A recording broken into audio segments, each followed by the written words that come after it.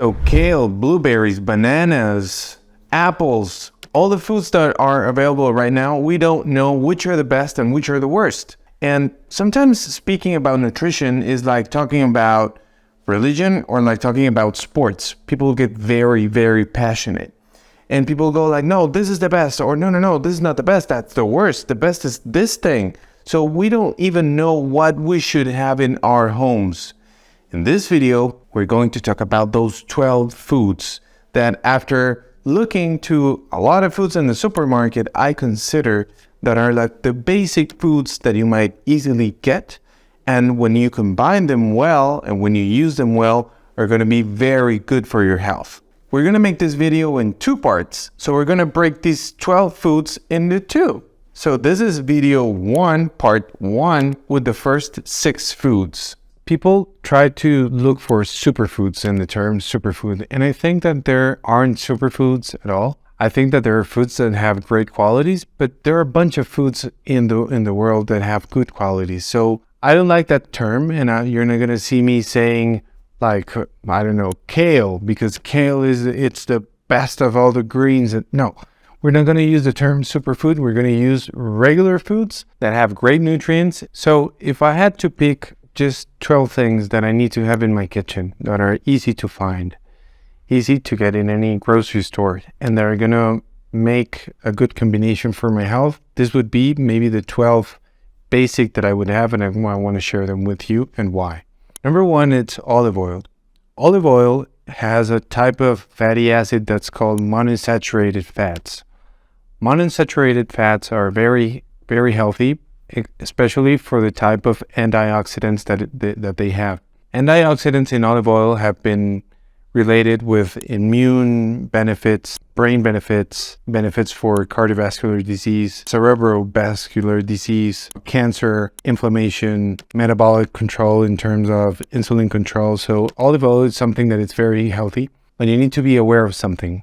First, try to look for virgin or extra virgin olive oil. Try to look that it's first cold press. Try to look that it's always contained in a dark container. If it's not in a dark container, it might oxidize and it's going to ruin all the special content that it has. And when you pour it, try to see that olive oil is dark. It should be kind of greener. If it looks like urine and if it's very yellow, then it's not extra virgin, although the container says that it's extra virgin. If whenever you pour it, it's very yellow or it looks like urine, like your urine, please don't take it.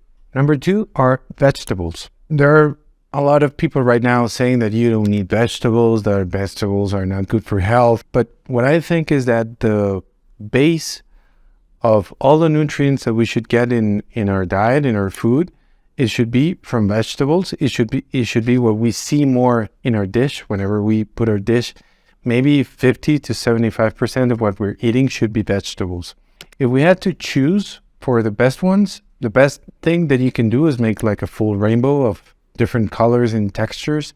But if you don't feel like that, maybe try to add dark leafy greens. Dark leafy greens are gonna have more content of phytonutrients, where you're going to have all the antioxidants.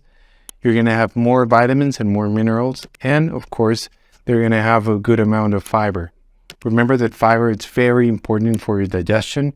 It's very important for inflammation, for the control of blood glucose, but also it's the nutrients, the primary nutrients that your gut bacteria, all the good gut bacteria that we have in our gut, they're going to be eating from that so they can produce all those small chain fatty acids that are going to contribute for your immune system and for inflammation. And which are the best that you can get?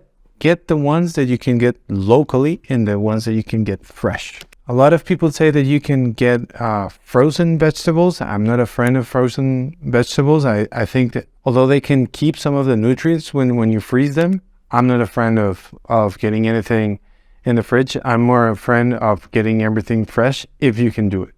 Number 3 are berries. Even if it's strawberries, raspberries, blueberries, all of them, they're very healthy, especially also because of the kind of antioxidants that they have, especially the ones that we find in blueberries. Blueberries have been growing its importance in health, especially because of these kind of phytonutrients. And remember, again, antioxidants are part of the phytonutrients. You can only find them in fruits and vegetables, and they have been linked with benefits in your immune system, anti-cancer, protective for cardiovascular disease, protective for your brain, Alzheimer's, Parkinson's, and the list could be going on and on and on and on.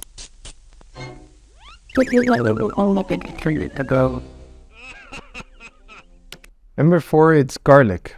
Garlic, its uses have been described for centuries, but right now we know that garlic has a special type of antioxidants and it has a special types of nutrients that are derived from sulfur.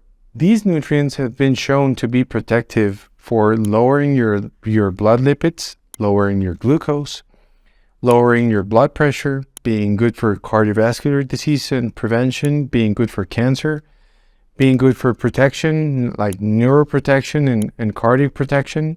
And please remember, whenever you're going to use garlic, that the best way to use it, it's not to cook it, not to roast it. Remember that garlic, its components are activated and used better when you crush it, when you cut it, when you mix all the components on the inside, or even if you chew it. But if you get a piece of garlic and you eat it by itself, or sometimes if you cook it, you're going to spoil all the allicin, and that's the primary component, and it's going to have all the health benefits that I've just told you. So how can I use it on my diet? You can crush it and put it in some mayo that you can make homemade, or you can mix it with some olive oil, get a knife and get little pieces and put it over the salad or over steak or over some fish, or you can get a supplement. When you're getting a supplement of garlic, if you don't want to have big amounts of garlic breath or you don't like the taste. But remember always to use it raw. Don't cook it, or if you're going to cook it, it should be just a tiny bit with a low temperature, not to get it very high and not to roast it. Coffee and green tea. Coffee and green tea have been linked to many health benefits, especially, again, for the content of antioxidants. Coffee might be very helpful in 2 things. One is to help boosting concentration, memory, attention to some people. For me, it's one of the best things that coffee does in my health. And the other thing, it's especially linked to the content of antioxidants, especially chlorogenic acid and caffeic acid. On the other hand, we have green tea. Green tea has a special type of antioxidants called catechins. And catechins have been linked especially for 2 reasons in health. First of all, it's everything related to cardiovascular disease and cerebrovascular disease. And the other thing is the way it protects cell damage, especially DNA damage. Remember that when we have DNA damage, it's everything that links the cell to promoting its growth into cancer. So all the studies with catechins have shown that they may have protective benefits protecting us from cancer. And when you include this during the day, you're going to find it very, very easy. It's not too complicated. It's just knowing what to do, what to include, make it easy, and learn how to balance them. And when you do that in 3 or 2 meals during the day, eating the right amount of nutrients, then your health is going to be completely different. This is the first list of the 6 foods that you should have at home. Follow me for the next video because it'll be coming during this week, so you can see the next 6 foods that you should have at home too.